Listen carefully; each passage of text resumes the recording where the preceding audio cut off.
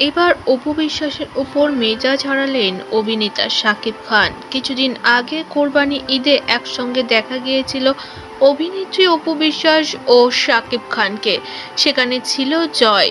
তবে এই বিষয় কনফার্ম করতে এবার অভিনেতার কাছে ফোন করলো একদল সাংবাদিক। তারা জিজ্ঞাসা করে অপু বিশ্বাসকে আপনি কতটা মর্যাদা দেন।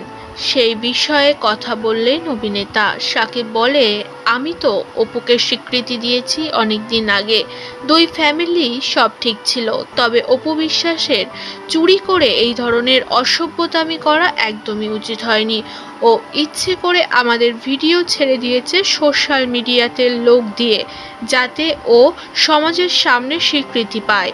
এতে স্বীকৃতি পাওয়ার কি আছে, যেখানে দুই পরিবার জানে, সকলে জানে ও আমার বাড়ি আসা যাওয়া করে, সেখানে এই নোংরামিগুলো করার কোনো মানেই হয় না। আমি ব্যক্তি জীবন কখনো সামনে আনতে চাই না, তবে অপু বিশ্বাস বারবার চালাকির সঙ্গে সেই কাজগুলোই করছে। শাকিব আরও জানান, যখন অপু আমার সন্তানের মা, তখন তাকে আমি সেই মর্যাদাটুকু দেব। এটা আমাকে বলতে পারতেন।